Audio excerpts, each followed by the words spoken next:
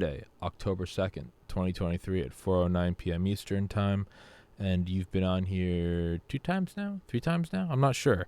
We've talked about Fauci's P&I, the sort of pandemic with the pandemic. I think we did 2 episodes on that, and the last one we did was about the 2017 Las Vegas shooting in Mandalay Bay and how that pulled into the House of Saud, Trump, FBI, Khashoggi, and a kind of real life modern Game of Thrones story. And I think as we were finishing, I was going to say, one of my all-time favorite twists on something was you bringing up the asteroid during COVID, but that we'll touch on that. And then today's, as I believe when we were ending the last show, said something about Ukraine war, and you said it could be a podcast to potentially talk about the alleged involvement of Anthony Fauci and the Ukraine war. So as I post a live link, Mr. Cullen, could you real quick just tell everyone who you are for the people that maybe don't know, and for everyone who's excited to see you again, we'll jump right into it. Sure. So I'm John Cullen, and I started doing investigative journalism 6 years ago last night. Was watching the Las Vegas shooting take place. So last night, Sunday night, was October 1st. It was the 6-year anniversary of the Las Vegas shooting. So that's when pretty much everything in my life changed, both professionally and personally.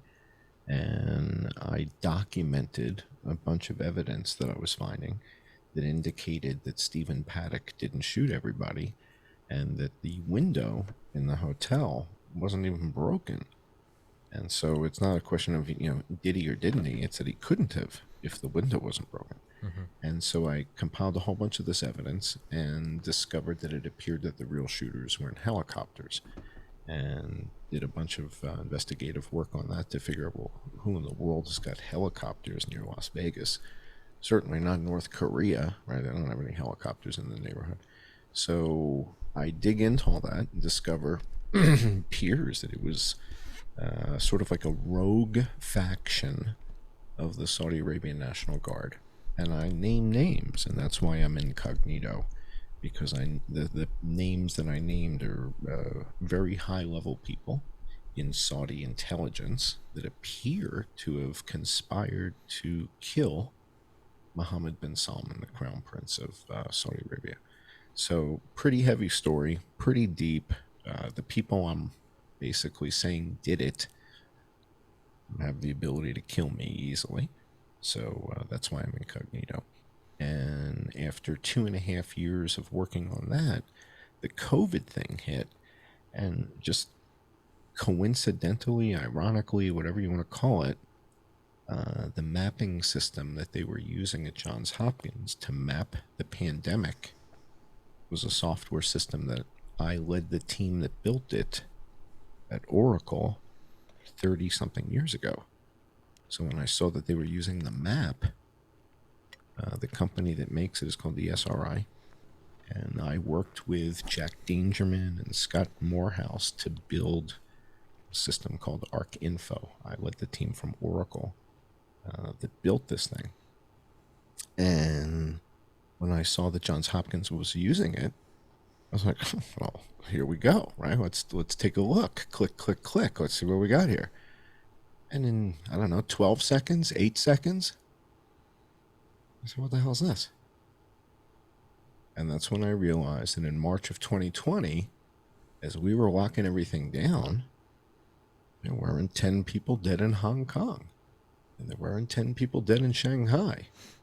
And there weren't 10 people dead in Beijing. I was like, well, so the only place where this thing's really happening is Wuhan? And that's it? So what the hell are you building field hospitals for all over the place? Why are you putting all the jet planes away?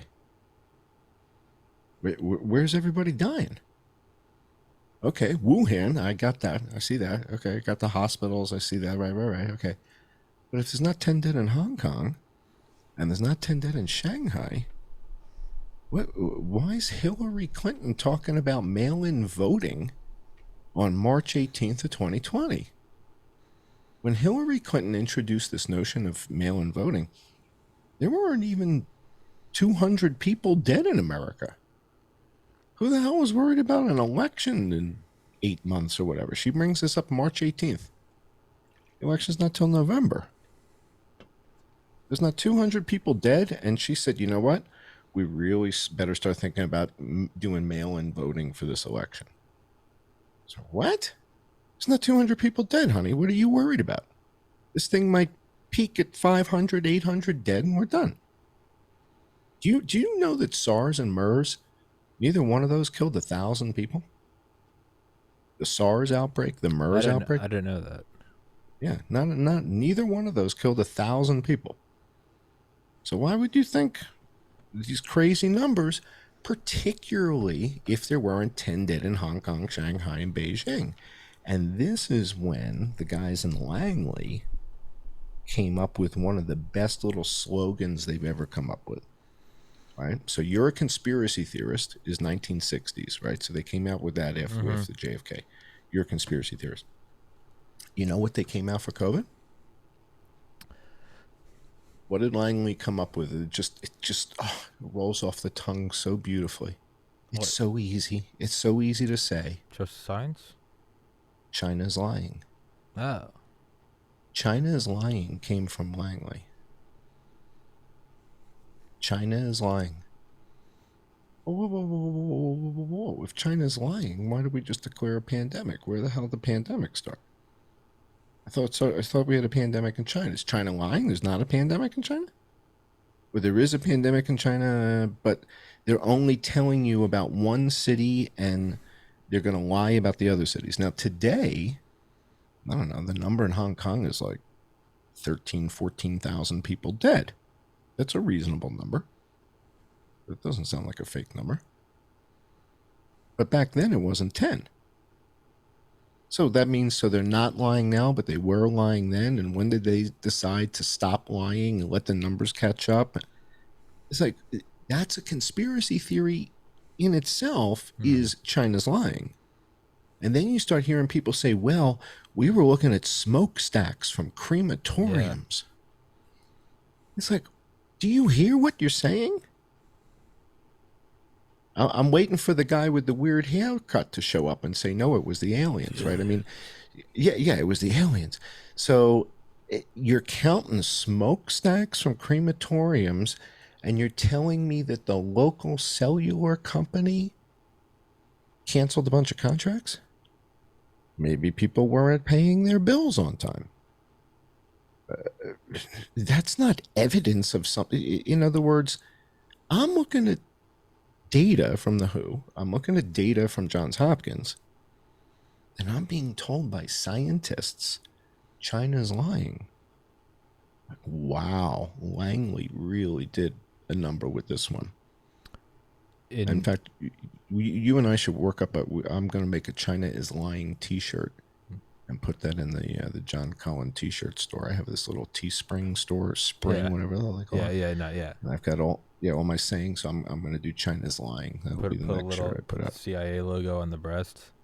That's an even better idea. We'll put the CIA thing here, and then on the back in quotes, China's lying. Yeah, I don't 2020. I don't think 2020, 2023. I don't think you can get copyright for using government logos. I think you're pretty much in the clear. Now, to be an advocate for the dumb masses, I was absolutely for a couple days one of the people that bit and was like, "Have you seen like the satellite data of crematoria and cell phones?" I bit full, dude. I went hook, line, and sinker in the early days. I told you, I fell for the whole wet market thing because I lived in Asia. The first couple months, I was like, they're trying to take out the Hong Kong protesters, and then I was like, they're using it to remove Trump, and yeah.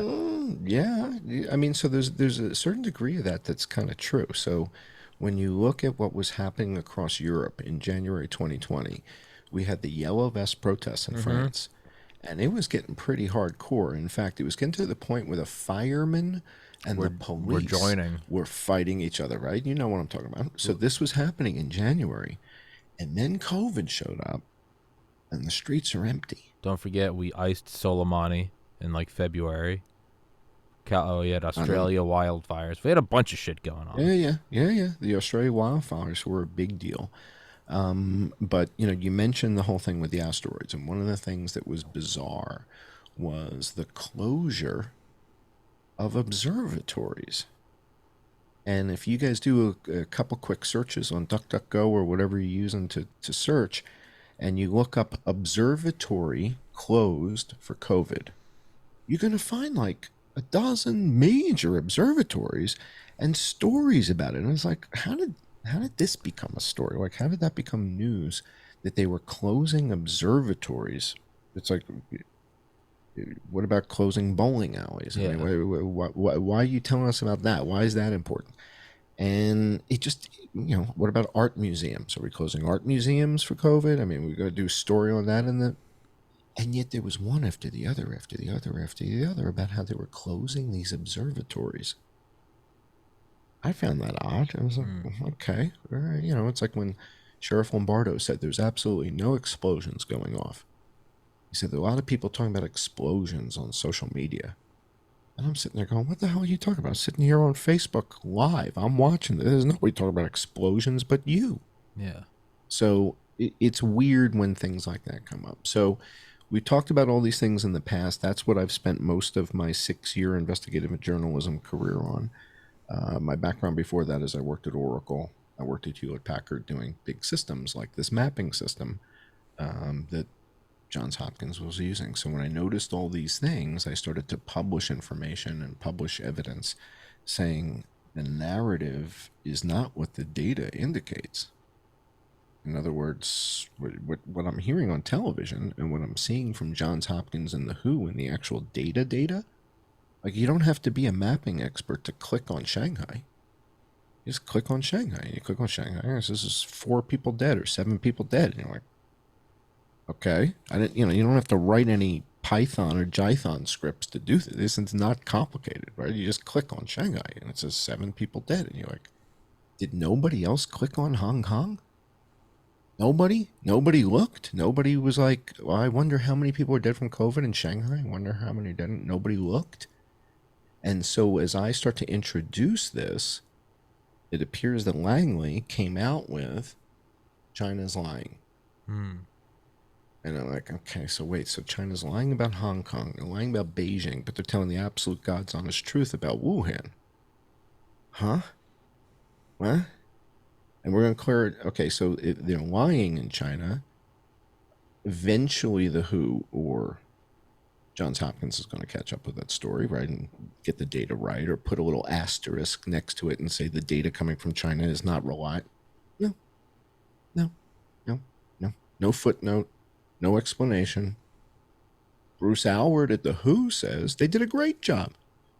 Our buddy Bill Gates says they did a great job.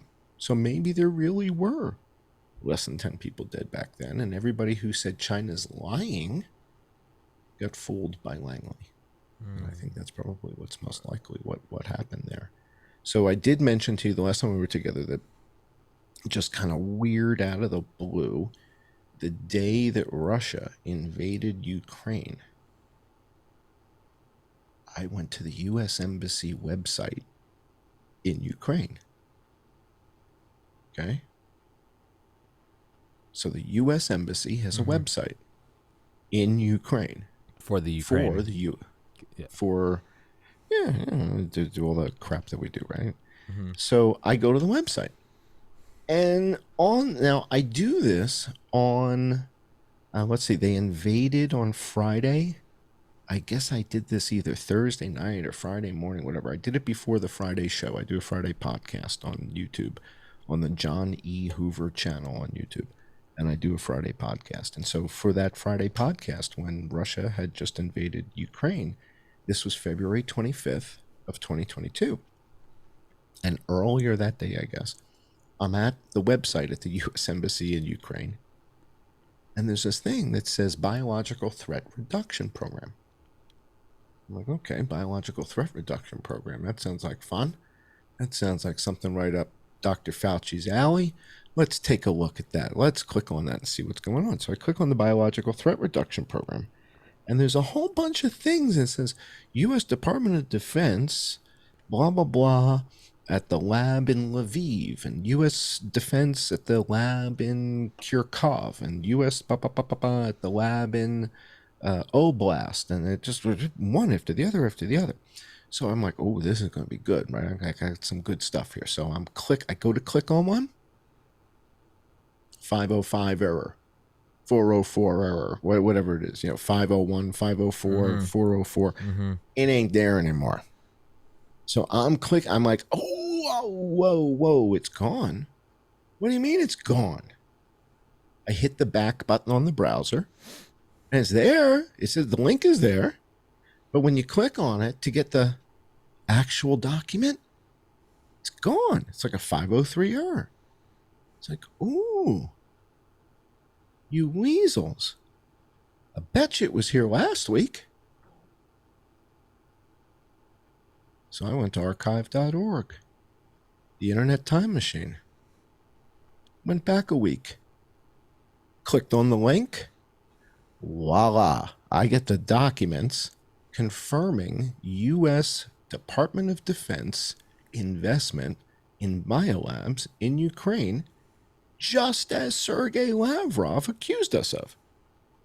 But the U.S. media has said that that's Russian propaganda. But I found the documents at the U.S. Embassy's website, bragging about how we're keeping the region safe. Right, so this is why we do this stuff. Now, keep in mind, there's about 40-something laboratories on, within 20 to 40 miles of the border of Russia. That's so wild. Sorry. And so this is that Friday night, the 25th of February. I put this up on YouTube. We do the show. I share the documents. Like, I've got them. I have them here. I put them up on the screen. Everybody sees them. And I think it was that Monday that Marco Rubio says to Victoria Nuland, do we have biolabs in Ukraine? And she's like, well, no, but Ukraine has labs, and and she starts tap dancing around this topic. And then he says, well, and her answer is it's something in the 40s. 40-something labs in Ukraine. And then we found I find the documents that outline a particular contractor that's about as spooky as they get, which is a company called Black and Veatch, Veatch. And Black and Veatch is sort of the contractor that does all the work in between the government and these biolabs. So while everybody else is talking about Metabiota, and Metabiota has a play here, Metabiota's in the mix in Ukraine, which is kind of crazy. So Metabiota connects these Ukraine biolabs somehow with Hunter Biden, because his Rosemont Seneca thing, his investment thing, is involved with Metabiota. And Metabiota basically does what I do, which is they monitor pandemic outbreaks. And I basically just started doing that because I know how to use the map. And they charge millions of dollars for it. And I get $5 a month on Patreon for my supporters. So it's almost the same business model. It's identical. Well, it's almost the same. It's a little bit different. So Metabiota charges millions of dollars. I get $5 a month. And I monitor these outbreaks. And so I've got these documents showing 1.7 million, 1.4 million, 1.8 million in U.S. Department of Defense investment in Ukraine laboratories. So it's their lab. It's over there. It's not ours. But we then go and say, okay, we're going to help set this thing up. We're going to show you how to do this. Right? What do you guys need? Right? We'll give you some of this. We'll show you how to clone that. And we got the paperwork. I got the documents. And they were trying to delete it all. They were trying to scrub it. And if it wasn't for archive.org, I wouldn't have gotten it. And so the fact that Marco Rubio holds Victoria Nuland's feet to the fire in front of the Senate and says, are there biolabs in Ukraine? And she's like, I ain't working on Flintstones. That ain't Flintstone chewables are doing. When it's a pathogen asset control system, the question I ask, are pathogens nutritious? No, pathogens are bad. That's why we call them pathogens, right? Not vegetables, Yeah. right? If they were good for you, it would be fruit and vegetables. But they're pathogens. That means they're bad for you. Yeah. They're We not. have a pathogen asset management system, which is how do we manage all the bad things that we have here in Ukraine with our money, your tax dollars, my tax dollars, funding this through a contractor called Black and Veatch. You guys want to see some spooky stuff? You want to see a spooky staff, if ever there was one? Go to their website. Black and Spelled Beach. Black and Veatch. That's a creepy name. That's about as spooky a contractor as you're ever going to find. Black and And Beach. these guys are this is the intermediary between the US DoD and the labs in Ukraine. And so I discovered that, the day before this invasion, and the fact that the US Embassy was attempting to delete this evidence was par for the course, as we say. So that's what happened there. And again, this was like not really something I was spending a whole lot of time and energy on.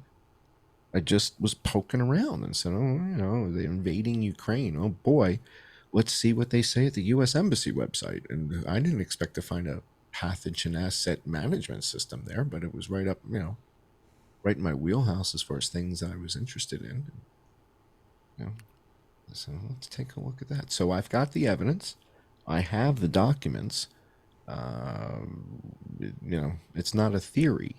And yet it seems that there's a bunch of people that want to make it sound as if this is a conspiracy theory. In fact, I guess it was Tucker Carlson had Tulsi Gabbard on the show, and the two of them were talking about it. And Tulsi Gabbard was kind of flabbergasted. And then she was labeled some sort of conspiracy theorist by Mitt Romney and a bunch of other people for bringing this up. So I don't know if she saw the broadcast that we did and the materials that I had that Friday, or she knew about it before, or she spoke with Marco Rubio. But the net of it is she goes on Tucker Carlson, she brings it up, and then she and Tucker are labeled Putin sympathizers for this.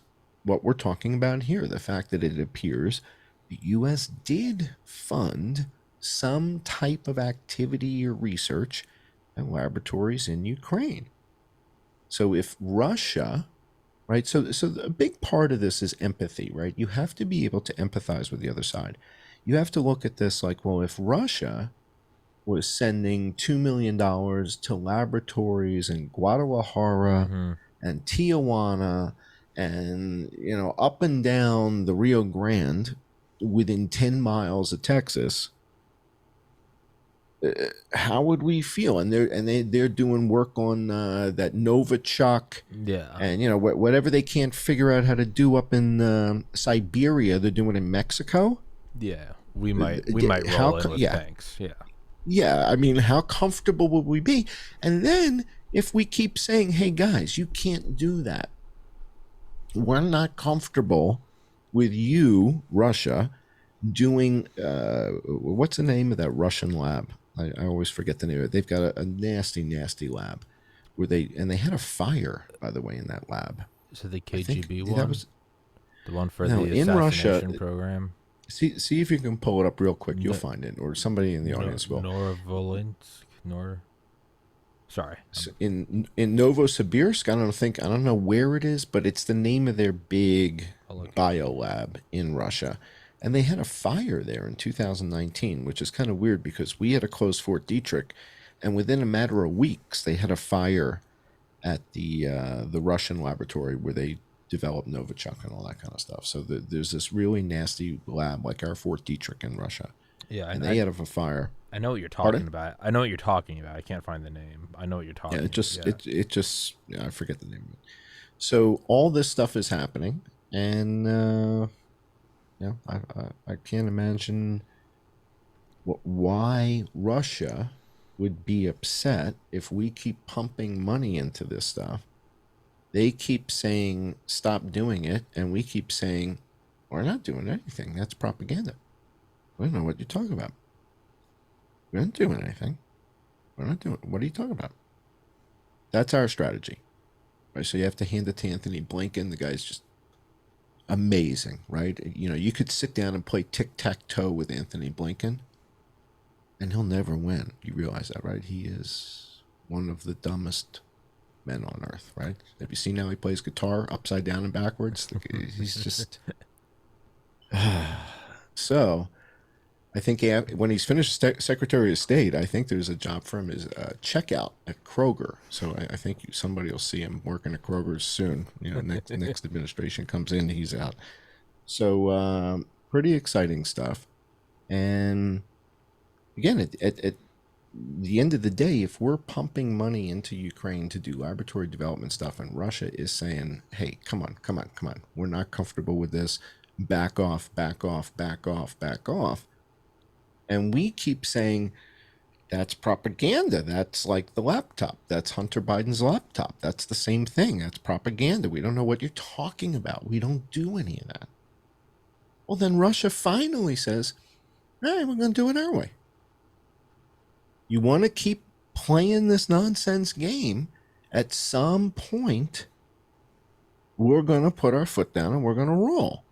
And Sergei Lavrov, who's their foreign minister, has been saying this repeatedly about U.S.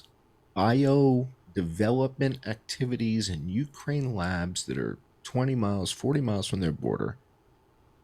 And the wind blows the right way, and you end up with 100,000 dead Russians. Mm. That's their concern. And so when the United States wouldn't address it, Ukraine was like, screw you, right? Russia just said, all right, we'll do this our way. And what did they attack first? What did they destroy first? The labs, the laboratories.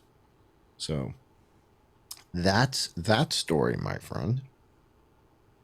And so that's how that came together. So to tie in, let's just play devil's advocate. Mm-hmm. I feel like any country could be invaded. Almost any country, and if you wanted to, I'm not saying this is what you're doing because I'm with you, but if you wanted to, you could retroactively look back and say, oh, this is because of the United States doing X, Y, and Z, right? Because we are, I mean, like it or not, and that's another podcast for another time. We are an empire. We have 700, 800 plus military bases. We have massive. We still are the hegemon in the world. We have massive influence in almost every area. You could always find any country and say, you know, if you really wanted to, you could probably go, it's because look, 3 people downloaded a Tommy's podcast episode in Ukraine.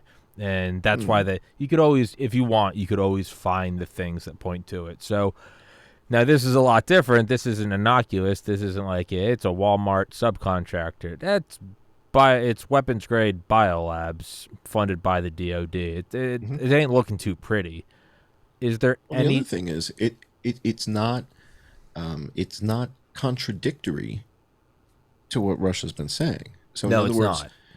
So in other words, like, for example, when you and I talk about the COVID pandemic, the information I bring forward is nowhere near the narrative. Nobody even talks about the stuff I'm talking about. Same thing with the Vegas shooting, right? I mean, it's just completely different from the narrative.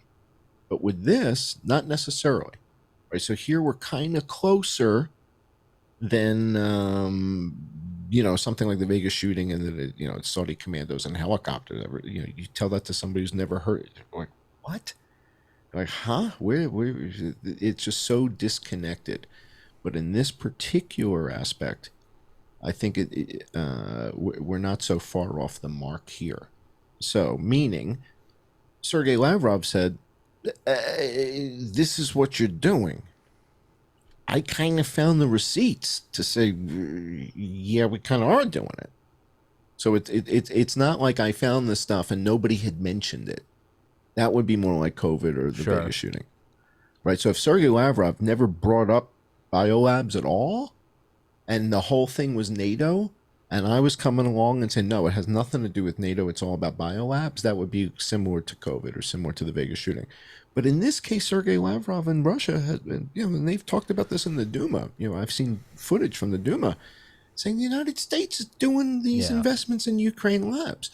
So because they've said it, and then simply all we've done is say, nah, that's a conspiracy. So this is a little bit different here. In other words, when you find the evidence that kind of confirms What the they're saying. counterintelligence, that's a little bit different here. So, Yeah. but and then the other thing is the evidence indicates that we kind of do have a fair amount of activity in Ukraine compared to, for example, Chile. If Chile has a BSL-3, BSL-4 lab, maybe we've got some work going there, but we don't have 40 of them. Yeah. We don't have 40 labs in Chile. It's like Ukraine turns out to be kind of a hotspot for this activity. Yeah. Yeah. No, one thing I always try to do on this show is just for at least the sake of it, play devil's advocate. No, it's legit. It's a good question. We always do the devil's advocate thing. But it ain't looking good.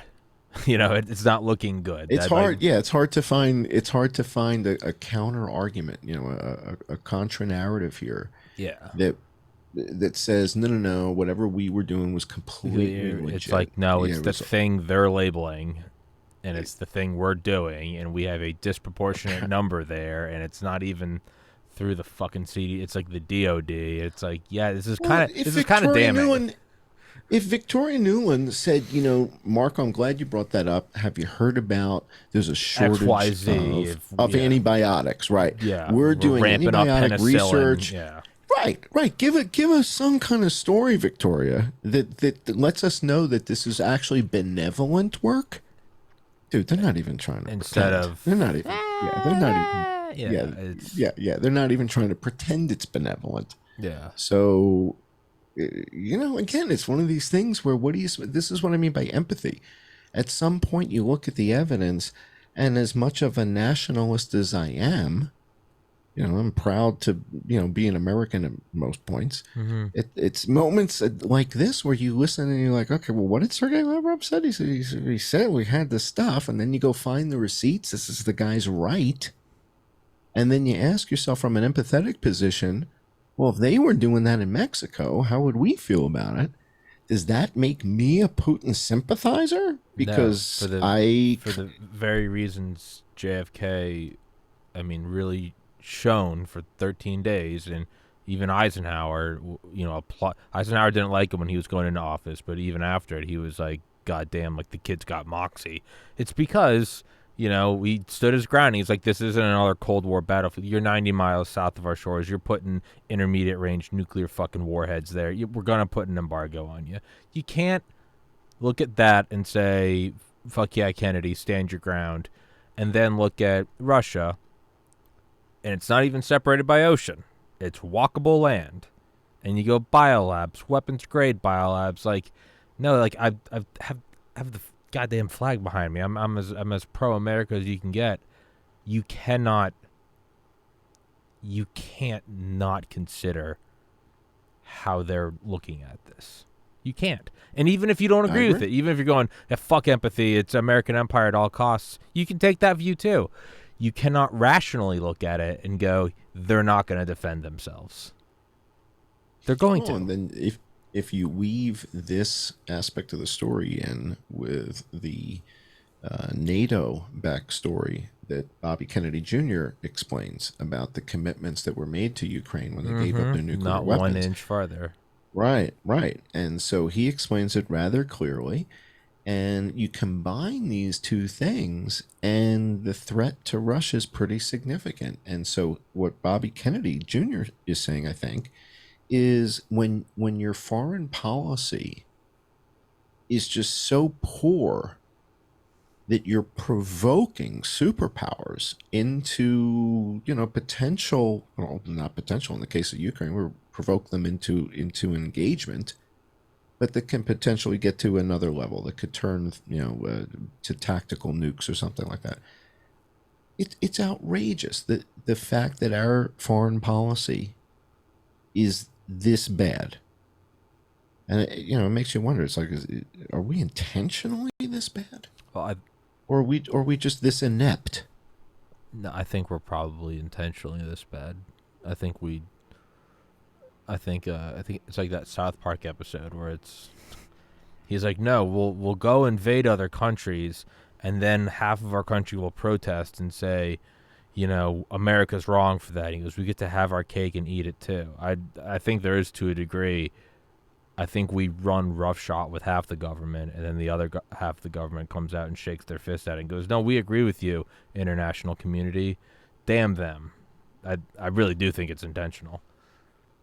It's tragic watching it happen, watching the country just fall apart, and especially major cities like New York and San Francisco. And again, I don't understand the thinking. I saw Elon Musk down at the border the other day, and wondering why he wasn't handing out H-1 visas for everybody to come work at Tesla. He's there, right? Probably needs staff. We got a couple thousand able, willing men there. And give him a hammer, go build a car, right? Get everybody working at Tesla. Bang, bang, build a car. Get on the line. Why didn't he hire all these guys? He seems very sympathetic. But why didn't he bring 10,000 visas with him? H1, what is it, H1B? Yeah. These are obviously, these are skilled engineering, manufacturing experts that could easily assimilate into a Tesla automated factory. Yeah. He seems sympathetic. Let's hippity hop here. You're having a hard time cranking out those Model 3s fast enough. Yeah. Put 4,000 of these guys on the line. I'll bet you move them out a lot quicker, right? So I don't understand why he's not putting his money where his mouth is. Can't figure out how to get the cowboy hat on straight. You think he was wearing it backwards, right? Yeah. Looked like he had the cowboy hat on backwards. Yeah, so that's pretty good stuff. And he's making the rockets. Okay. Fingers crossed. I hope Yeah. Better run a lot of tests. A lot of tests, man. So the ultimately where this ends up pointing is back to Dr. Fauci and Francis Collins. And we got to say, whoa. You're the guys who set this stuff up. You're the guys sending all the money overseas. You're the ones running all these tests and stuff. And Russia kept saying, please stop doing it, please stop doing it, please stop doing it. And Anthony Fauci said, I don't speak Russian. That's what Fauci said. He said, I don't know what you're talking about. He said the same thing to Sergei Lavrov. He said to Rand Paul. You don't know what you're talking about. You, sir, are not a scientist. I am a scientist. You don't know what you're talking about. Okay? These were his projects. This is NIH money. This is Fort Detrick money. This is U.S. AMRID. He's the $400,000 a year guy. There is no higher paid guy. He's the one. So all this investment, all these labs, all this activity, and what appears to be possibly one of the big reasons why Russia invaded Ukraine seems to be Dr. Fauci's greed. Is it greed? Is it, social climate? I don't, what the hell is it? I don't know why it was necessary to do all this, but, I can only imagine what they're doing in Albania. I can only imagine what they're doing in Romania. Algeria. I mean, they got labs all over the world, man. So this is the tip of the iceberg. And then we have labs in Africa. And then the next logical step is Fauci this 900 IQ Machiavellian puppet master, or is he simply?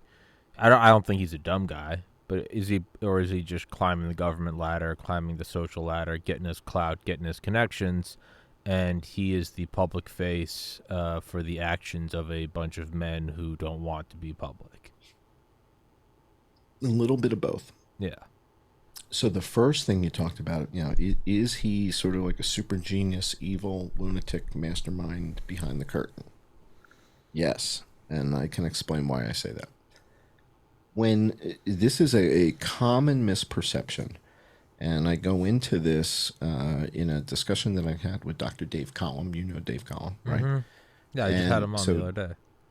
all right, so Dave and I are talking about this, and roll back for me 5 seconds ago. I forgot what train of thought I was on because I brought up Dave. So what were we just talking about? Is Anthony Fauci a mastermind, or is he just the public Okay, face an for a evil bunch of guy. shadowy men? Okay. Yeah. All right, so what I'm talking about with Dave Cullen is something called influenza burden. So when the government tells Americans that 20,000, 36,000, 42,000 people died of influenza this year, that's not a real number. That is what we call in the database business a derived value. It's a calculated number, it's a factor. And Dave and I go through the document that defines what influenza burden is. And Dave's looking at it. He's like, this is nonsense. He's like, what is this? This is like official? Like this is real? He said, this is nonsense. I'm like, so now the answer to your question is, what did Dr. Fauci do here? The 2009 pandemic, we had a swine flu pandemic in 2009, global pandemic, right? Who declares a global pandemic? And the official number from the CDC is that 12,000 people died in America. 12,000 people. That's a number. Okay. Nobody questioned it. Nobody challenged it. Nobody said, what? 12,000? We just had a freaking global pandemic. You're on TV. What do you mean 12,000 people died? That didn't happen.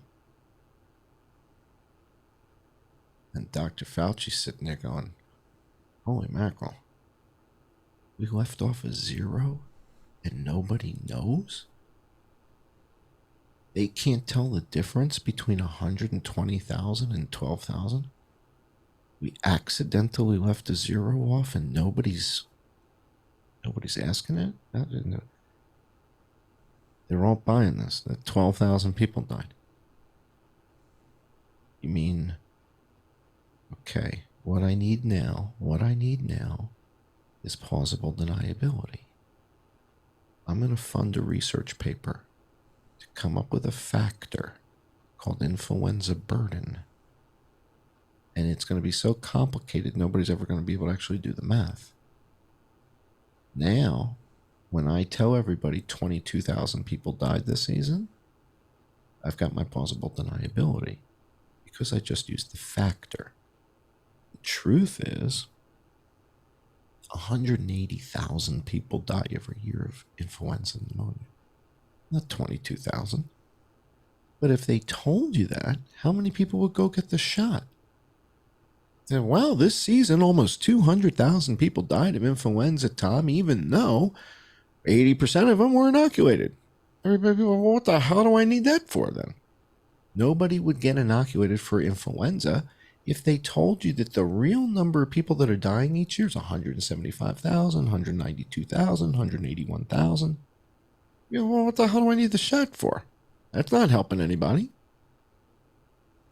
So if you come up with influenza burden and you tell people 22,000 died, 31,000 died, 42,000 died.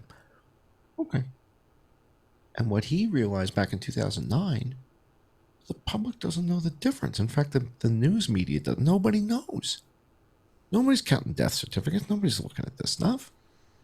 And he tells everybody 12,000 people died. I think they simply had a typo and left the zero off. I think it's actually that simple. And nobody questioned it. And he's sitting there going, this is unbelievable. We just had a global pandemic. We tell the news that 12,000 people died and they're buying it. He's like, I don't have to tell everybody 180, 150,000 are dying every year from flu. I'll tell them it's 20,000, 30,000. Then I can produce a pandemic at the drop of a hat, Tommy. I'm good for 180,000 dead people. whenever you say go. Yeah. Oh, baby. Yeah. Oh, are you kidding me? I'm good for 180,000 deaths. The minute you say, make it rain, make it rain. And nothing different happened. Yeah. No, you Nothing don't. different needs to happen. You don't have to. I got 180,000 dead people every season anyway. I just keep calling it 32,000, 26,000 because I'm using influenza burden. So when I showed Dave Cullen this, he about fell out of his chair. I mean, I think he got goosebumps. He's like, whoa, whoa, whoa, whoa. Yeah. You need a president gone. You need anybody. You need to senator. vote by mail. Yeah. You need to vote by mail. You want everybody to stay in the house.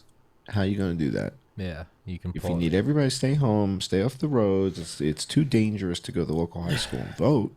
And you don't even have to kill more people. You're just simply.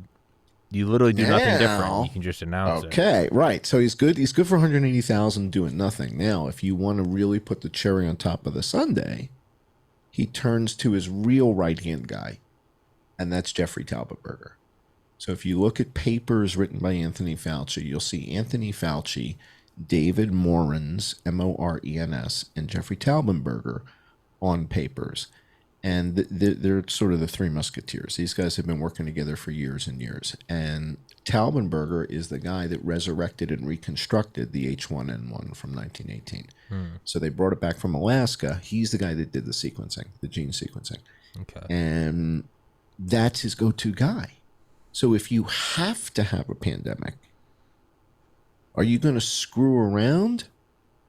Or are you going to bring in the A-team? That's it. I mean, if you got one chance, you got one shot, and it has to work, you're going to turn to Talbotberger. And you're going to say, bring it in, baby. Release the Kraken. It's the deadliest virus known to man. Now, the big news that breaks this past week, right, from the Senate, from the Select Committee on COVID, is that Dr. Fauci was summoned to go talk to the CIA. Now, why was Dr. Fauci summoned to go talk to the CIA? That's kind of weird. I thought this was a respiratory infection. So the CIA says, hey, Tony, the deadliest virus in the world got out? And there's 6 times more people dead in Australia than there were the year before, Tony. And we got to cover this up. The deadliest virus in the world, Tony. They told you not to resurrect it. You resurrected it anyway. It's out. Australia's got 6 times more people dead than they did the season before, Tony. Now we got to cover this up. You got any good ideas, Mr. Fauci? You got any good ideas, Tony? And Tony says, yeah, I've got a shoot for Vogue magazine. I've only got a few minutes, guys. Here's what you're going to do.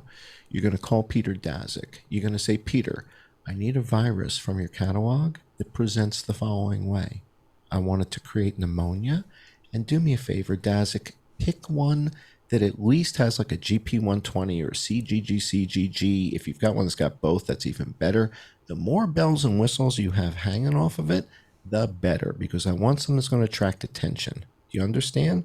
All right, you're going to release this at the Wuhan Games. You only need one super spreader event, 2 viruses. Nobody can tell the difference. Drop off the SARS-CoV-2 or whatever the hell he wants to use at the Wuhan Games. Everything tracks back to that same super spreader event. It'll spread around the world. Now, the key is going to be, don't put the virus that we're trying to hide here, Talbotberger's virus, don't put that in the PCR test and nobody will find it. That's kind of easy, you idiots. Just don't do it. Don't put it in the test. If you don't put the virus that we're trying to hide in the test, who's going to find the virus? Just don't put him in the lineup. Don't put the bad guy in the lineup. Right? If I don't want you to choose the 7 of hearts from a deck of cards, no matter what, right? Just fucking remove it. I take the 7 of hearts out of the deck of cards. And now I'm pretty sure you're not going to pick it. That's how it was done, Tommy.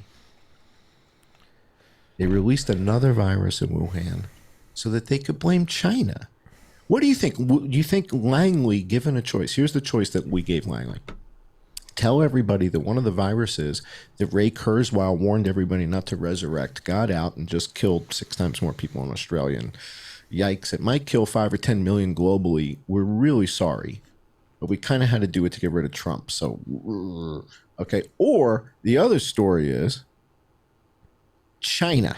You mean we get to release another virus in China, blame China, and cover? Oh, that's way more spy-like. We like that shit.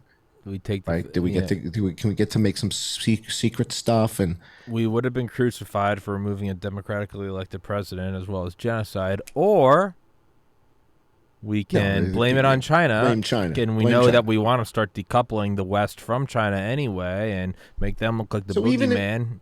Oh, you turn it from a bad day to a great day.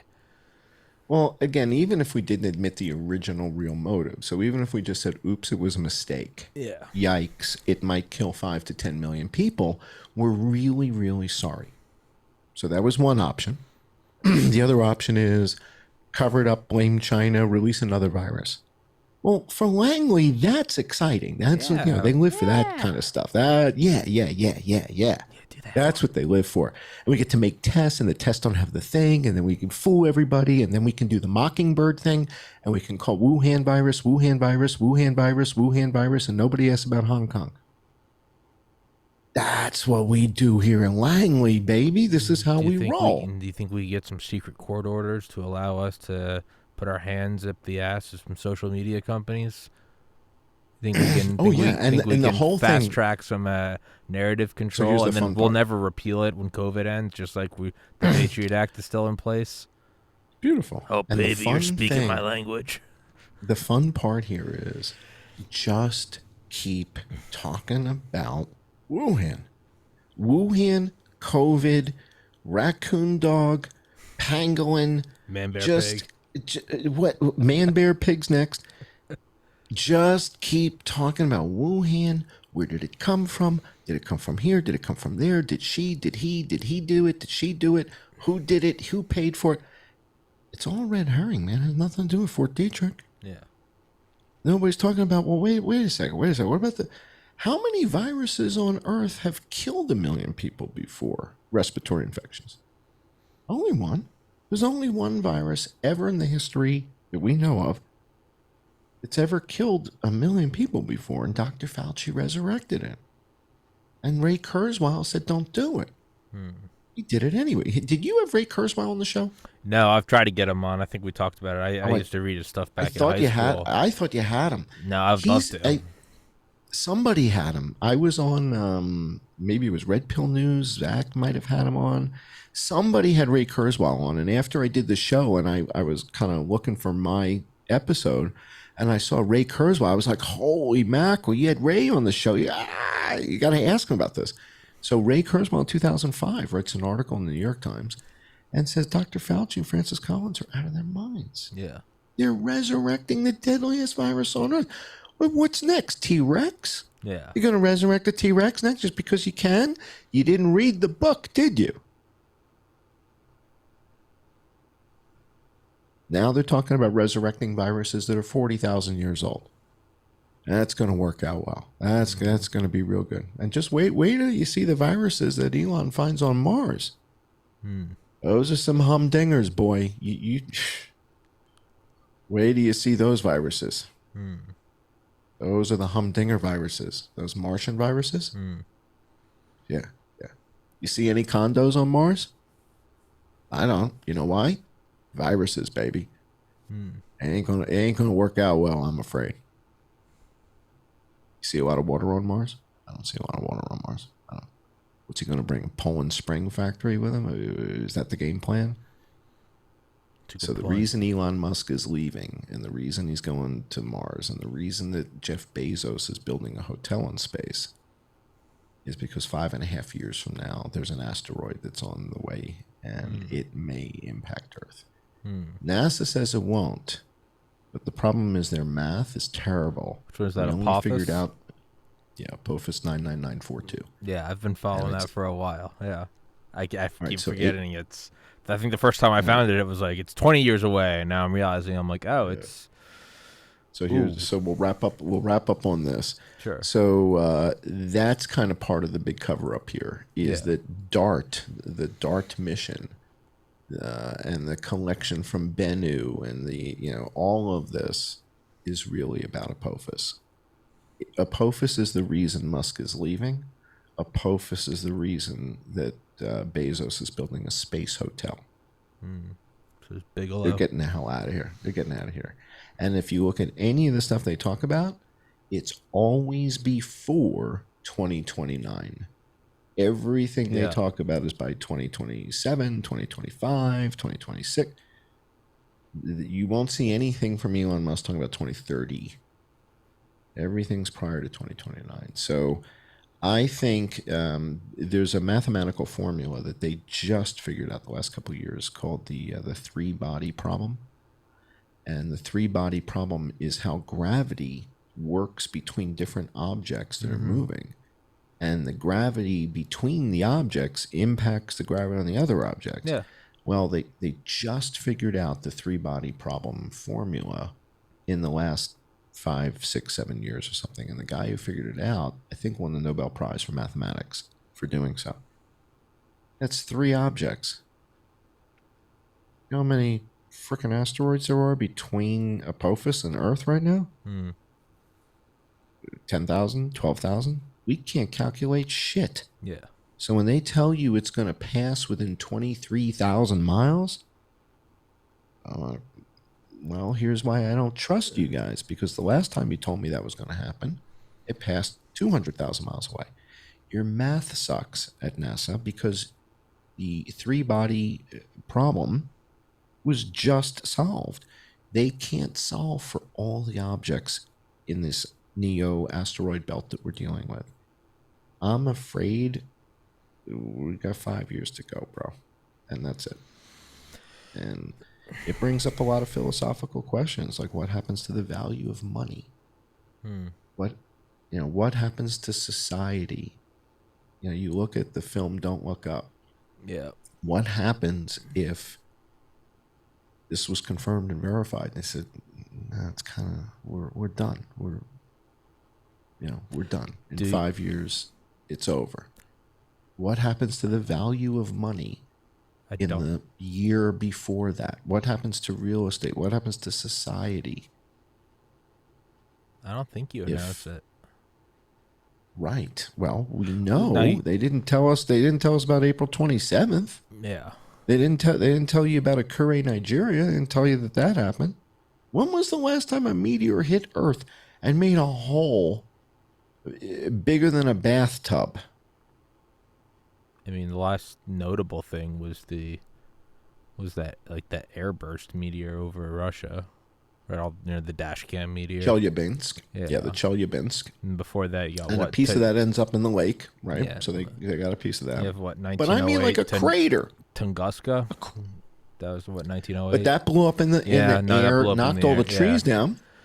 No meteor crater. Yeah. We don't have a Tunguska crater. Yeah. So there are some craters up in Greenland that I think are 10,000 years old or 12,000 years old, but they're covered in snow. But I saw some documentaries on that. But if it's like a once every 10,000 year type of thing, I went to Barringer Crater after one of our Las Vegas trips. We went out to this Barringer Crater, meteor crater, near the Grand Canyon to see, what happens when something big, dude. It's crazy. It's I don't know if you've ever been there. It's unreal. I do. Barringer Crater. It's let's see. I guess it's just south of Grand Canyon, so it's Arizona. And what was it? Is it near? It's near Winslow, right? Because there's that Winslow, Arizona song by the Eagles. I'm standing on a corner of Winslow, Arizona. That's where the crater is. It's near Winslow. It's like 20 miles outside of Winslow. So we went there. We checked this thing out. We got a big education on it. It only happens once every 10,000, 12,000 years. One of them hits an Akure, and it doesn't make National Geographic. It's not on CNN. We're not fascinated by this. That was covered up. And the only reason you'd cover it up would be because you're expecting more of them. Otherwise, if it was just kind of like a totally out of the blue kind of Yeah. thing, you'd say, wow, dude, look at this. This is crazy. Wow, wow, wow. Why wouldn't you do that? Yeah. I got 30 more coming. Yeah. That's why you keep your mouth shut. That's what. So the fact that they don't tell you any of that, they sure as hell aren't going to tell you about Apophis. I That's mean, what DART is for. DART is to try and move the damn thing or break it up or, bust it off its path. That's all we can do right now. I mean, we are like a bunch of aboriginals living in the forest with loincloths and bow and arrows, man. We got nothing. We got nothing. philosophically, and in a vacuum, we deserve to know, right? It's who is to say that I don't get to know that, my Right. my death has a determined date on it. Right. Now, That's let's say we know that if it hits, it's done. There's no way I'm surviving past it. But you have a chance to make society survive, or you have a chance that the species survives. Do you not say anything and, on the dark side, it's like, just so the elite can survive? Or is it also, do you keep society rolling and keep manufacturing rolling and you start siphoning off resources and start trying to get into orbit, start trying to get away? If we're all done anyway, I also see that logic. Now, it won't be purely to save the species. It'll just so happen to be the richest, most powerful people will survive, and that's fucked. But that's a tough question to ask. Do you not tell and I anyone? think I mean, right. Well, if you're Elon Musk and you've got the resources to get the hell out of here, yeah, who do you tell? You call up Elite Modeling and you tell the 50 hottest chicks at the yeah, and you're like, look, you want to go? Let's go. If you're Jeff Bezos, you got your new hot wife. You're gonna yeah, have to leave the yachts. You're gonna have to leave those yachts behind. You can't take those with him. But he's building a hotel in space, dude. He's got a rocket company. He's building a hotel in space. He's not talking about it a lot. You wonder why isn't he talking about it a lot? Is it a hotel? You sure it's a hotel, Jeff? Do I get to check in? That's a tough. There's these simple So this answers. is why I share it. Look, my feeling is, look, I'm looking at the evidence, and based on my assessment, I think we're in big trouble.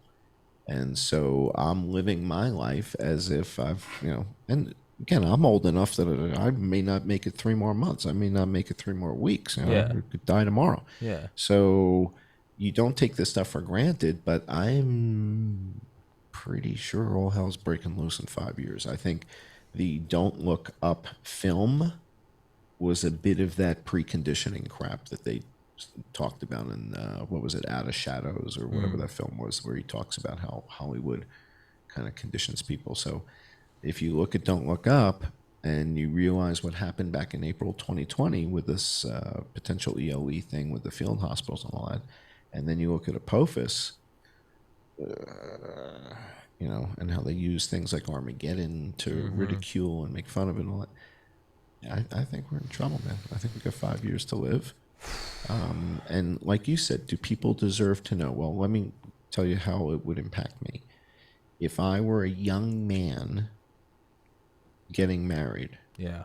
I wouldn't bring kids. would I start a family? Right, right. So I would not, knowing what I know, I wouldn't want to start a family now, knowing that in 5 years I might have to watch this all come to an end. To me, I'd rather wait the 5 years, see that I'm wrong, see that the thing flew by and only took out a couple satellites. Whew, thank God. And then I'll make 2 babies. Is there something to be said for the most humane thing to do is just not say anything? Well, I'm sure a lot of people wrestle with that, but for me, No, I get what you're. no. Yeah. Yeah. So again, and if somebody feels that way, like Elon Musk, if Elon Musk feels like the most humane thing to do is do what he's doing and not say it and suppress me because I am saying it, that's his prerogative, right? That's freedom of speech. People have all kinds of different opinions on this, but my feeling, just being the kind of numbers and science type guy that I am, is if it's happening, I'd want to know about it. Sure. And again, imagine you find out from the authorities that it is happening 18 months before or a year before. They tell everybody, listen, it looks like we're done for and we can't figure this thing out. And you're like, and my brand new wife is pregnant? Yeah. Right? So that's what I mean. It's like people, I think, need to look at this, assess the risks yourselves. If you go to the JPL website, you can look up NEOs, which are near-Earth objects, and what you see is that Apophis is the highest rarity, highest risk of any NEO we've ever seen. And isn't it isn't it Friday the 13th? Friday the 13th of April in 2029. That's exactly right. Friday the 13th. Friday the 13th of April, 2029. And the projections are that it's going to come within about 23,000 miles of Earth. But that's geosynchronous orbit. I mean, that's so close. It's ridiculous. That's below and this thing is so big. It's so big that if it makes impact, Dunzo. Yeah. So that's what DART is all about. They're trying to figure out how to move it, how to break it, how to shift it, how to something. But if there's aliens out there, this would be a good time for them to step up and say, all right, let us show you how to use the tractor beam. All right. We know that. What was that thing? What was the thing in Star Trek where they're not supposed to interfere? No, I know. I know what you mean. They have some rule they're not supposed to interfere with societies, and they, but at some point, and you know what? I mean, there are. What is the name of the? There's a theorem or something. Again, this is I can't remember the name of it. Where it's the theory as to why we don't see other alien species. Fermi paradox. That's it. So Fermi's paradox. So a version of Fermi's paradox is that we don't figure out how to get off the planet before an ELE occurs. And if you look at the moon is riddled with meteor craters, riddled with it. So it's a matter of space-time and geological time.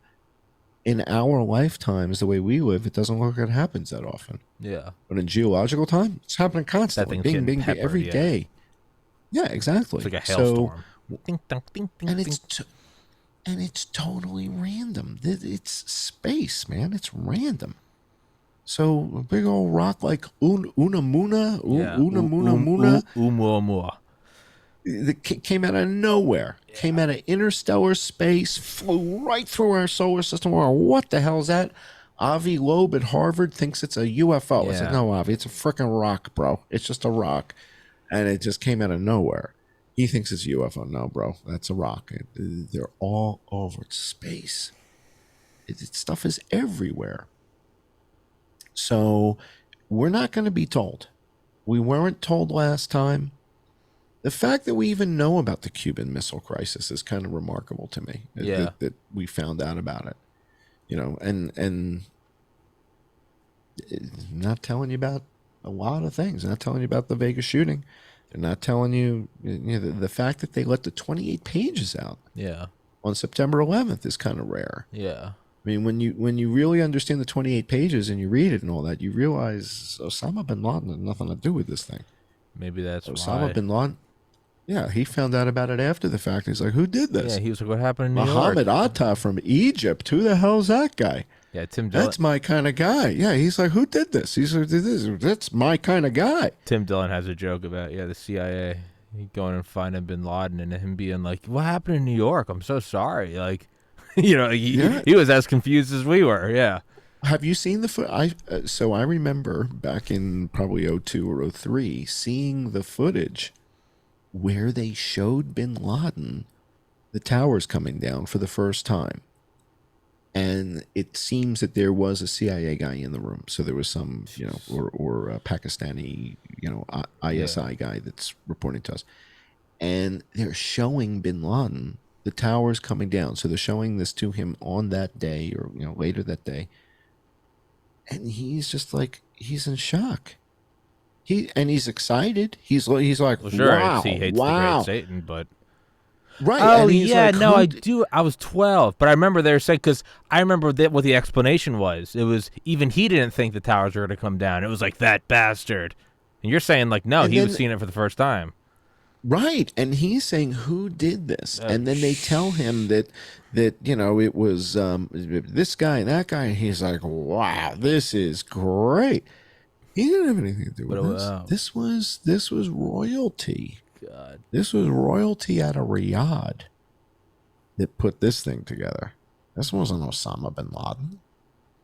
Osama bin Laden might have bombed the coal, maybe, yeah, but he didn't pull this thing off. I mean, I don't know if you ever read, I think it's Simon Reeves did a book called The New Jackals. And he talks about Ramzi Youssef and the Bojinka plot and all the stuff that our intelligence guys kind of knew about, but we're just kind of inept. The Vegas shooting was a massive failure by the CIA. To think that we're training other countries' pilot. Well, we're doing that now too, right? We're training Ukrainian pilots in the USA right now. oh yeah. All right. So during the Trump administration and prior, we were training Saudi pilots in the United States.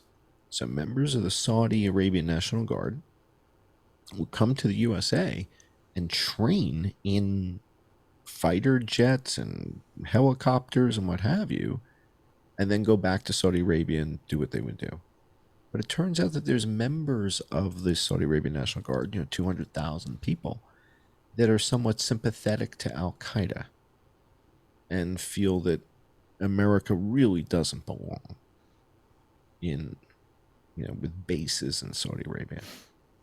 And so with a sympathy towards Al Qaeda and the Wahhabi approach, and their approach to help return the throne of Saudi Arabia to someone like an Walid bin Talal or Maiteb bin Abdul, or somebody they all think is sort of a senior guy, that's sort of the righteous thing to do.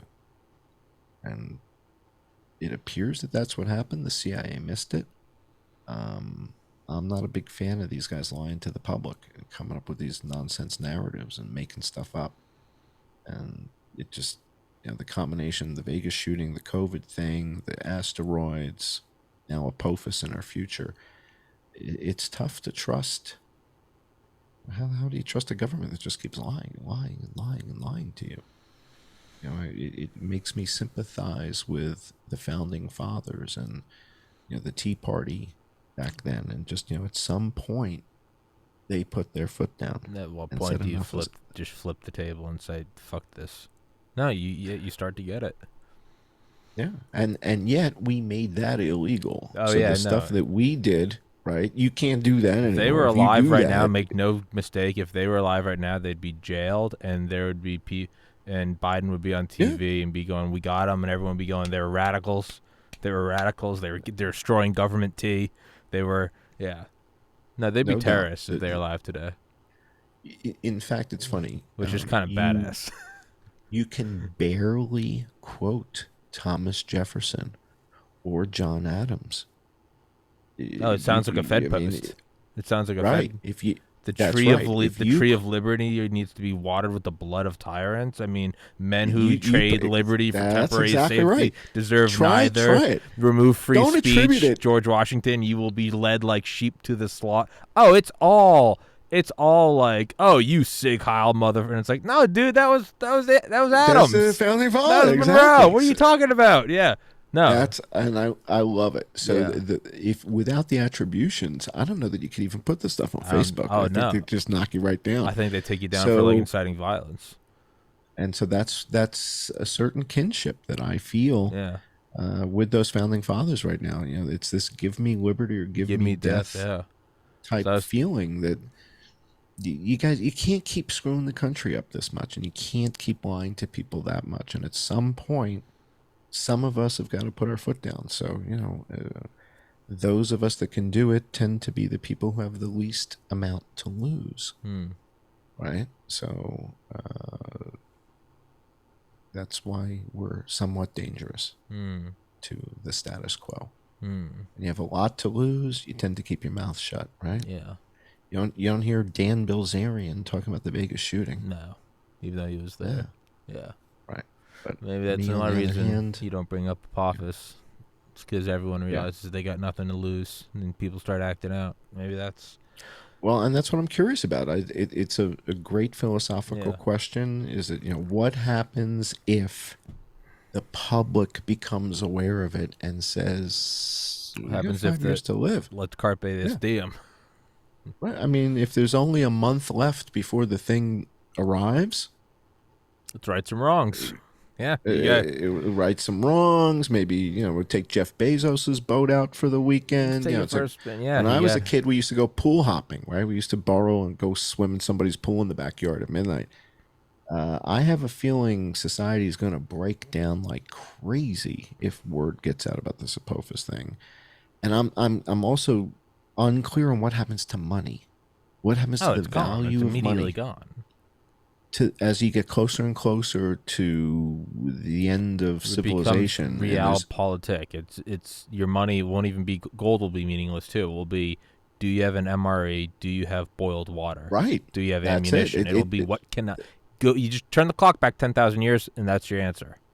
That's how. Go to a caveman and give him a piece of paper and tell me how he responds to you. Yeah, give me some gold. What am I going to do with the gold? Yeah, no, gold doesn't mean anything. I agree with you, man. Yeah, here's a T-bone and here's a sharp rock. Ah, now you're speaking my language.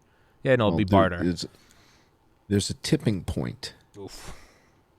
And the question is, when is the tipping point when ammunition and water become more valuable than currency? And my sad prediction is it's sometime in the next 5.5 years, and it's a scary thing to even think about. It doesn't make me happy. I'm not proud of it, but I look at the data and I look at the track record and I look at the history of these guys lying. What happened to the B612.org guys?